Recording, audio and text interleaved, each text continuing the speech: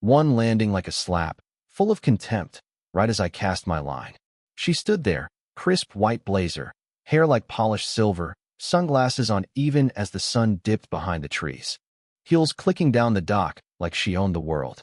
She told me to leave, that people like me didn't belong, and before I could even put my tackle box away, she was dialing the cops. You know what I mean? Sometimes letting people dig their own holes is more effective than saying a word. She had no idea who I was. No clue I'd spent most of my life working with federal law enforcement, running security protocols most folks wouldn't even recognize.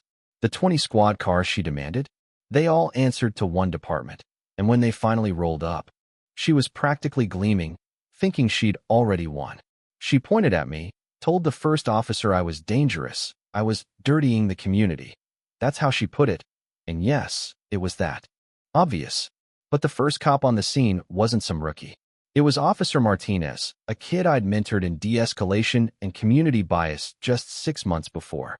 I could see the recognition light up in his eyes. He was struggling to stay professional, caught between the woman who called him and the man who'd taught him how to handle situations exactly like this. Carolyn, meanwhile, just doubled down, insisting on arrest, demanding he do his job and haul me off the dock. I glanced behind her. There was a teen with a phone recording everything, catching both her performance and Officer Martinez's growing discomfort. The kid was sharp. I could tell by his angle, by how he stayed just out of Carolyn's sightline. In today's world, you never know where your words might end up. But I figured, if you're not afraid of the truth, let it roll. Martinez, to his credit, asked for my side, wanted to verify my right to be there. I kept my tone measured, offered to show documentation, and I saw him notice something in my open wallet, my old FBI credentials from my retirement. He didn't say anything, but his posture changed, respect creeping in. Meanwhile, the teen uploaded the entire confrontation, every bitter word, every sneer, every time she tried to pull him into her narrative. Within hours, the video exploded online. The whole country saw what happened by that lake. I started getting calls, reporters, old colleagues, even civil rights groups. The Lake Meadowbrook community split in half. Some folks dug in, talking about protecting what's ours, while others finally saw Carolyn's act for what it was. And then, right as the heat peaked, Agent Claire Dawson called me. She remembered Carolyn's name from an old investigation into charity investment paperwork, found a contract from years before, naming me as a founding shareholder in the development, with irrevocable access rights to the lake. She hadn't just targeted me for who it blew wide open. That's when Harold Thompson, retired CPA and quiet as a mouse till that night, stood up with a folder of bank statements. He laid out how Carolyn funneled HOA funds into companies. Petty power trips, she'd been robbing them blind. I turned to Harold and said straight up, what you're describing is federal-level fraud. Called Claire right there in front of everyone. The energy in the room shifted. Panic for Carolyn, hope and anger for everyone else. What happened next? Turns out, this wasn't just about one lake.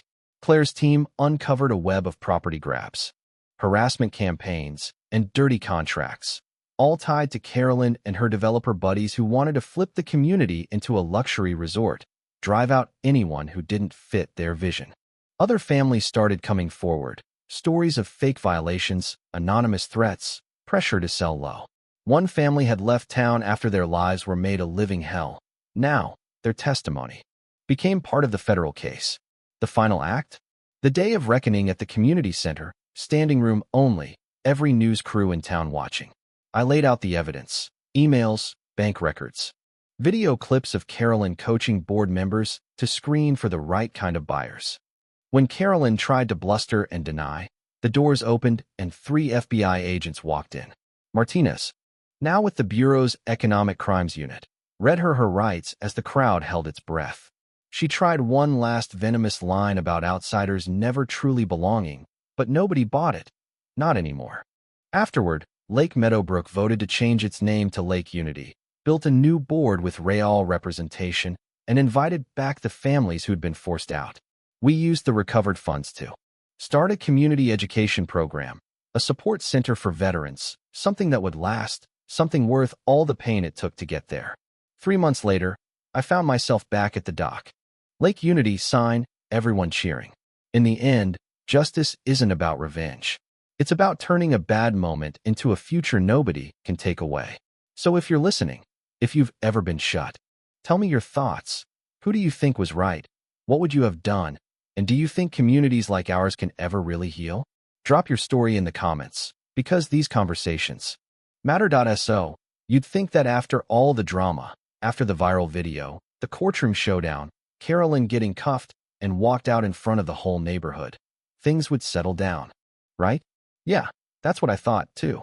But if there's one thing you learn living in a place like this, it's that some wounds run deeper than a single person's arrest, and rebuilding trust, well, shake up.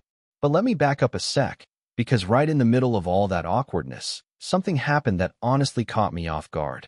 One Saturday morning, Deshaun, the same teenager who'd tough time at school since all this went down. People see the video and they don't just see what Carolyn did. They see him as a troublemaker. Could you talk to him? Now, I'm not a teacher, never claimed to be, but there's something about a kid asking for guidance that hits you right in the gut. We walked down to the dock, same place where this whole mess had started. Stay silent that you need to worry about most. You know what?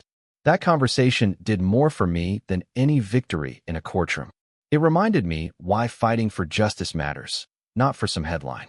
Be cautious, maybe a little sheepish after everything that had happened, but let me tell you, that room was alive with energy. People who'd never raised their hands at meetings before were suddenly volunteering for committees, suggesting ideas for park cleanups, family movie nights, even a community garden, something Carolyn would have shot down in a heartbeat because it attracts the wrong kind. Deshaun himself stood and said, "I'll help. I swear, I haven't seen that many smiles in one place since the first block party after the new sign went up." But here's the part nobody really talks about. Healing isn't just about new policies or fresh faces on the board.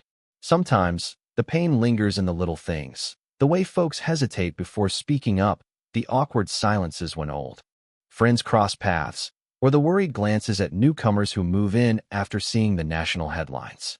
There were moments I wondered if Lake Unity would ever truly live up to its new name, or if people would always remember it as the place where a viral video blew up their lives. That's when the final twist hit. A few months after the dust settled, I got a letter, handwritten, real ink on real paper, from Harold Thompson, the old CPA who'd cracked open the HOA fraud. He'd been diagnosed with cancer, wasn't sure how much time he had left, but wanted to leave something behind. He'd put together a binder, not just of financial documents, but of stories, dozens of handwritten testimonies from residents who'd been hurt, helped, or changed by what happened at the lake. In his letter, he said, "Justice isn't just about punishment. It's about making sure no one feels invisible again. Don't let our story fade away." That hit me harder than I expected. I started working with Angela, my attorney, who'd become something of a community legend herself, to turn Harold's binder into a resource for other neighborhoods, a real, living guide to fighting back. Unique after all, communities all over were quietly fighting their own battles against power-hungry Karens and backroom deals. The more we shared, the more I realized that the real legacy of what? Every Memorial Day, we gather by the water, veterans, families, kids, new faces and old. We plant flags, share food, remember those who sacrificed, and we read out Mr. Johnson's letter about the then you'd like, and maybe it leaves scars.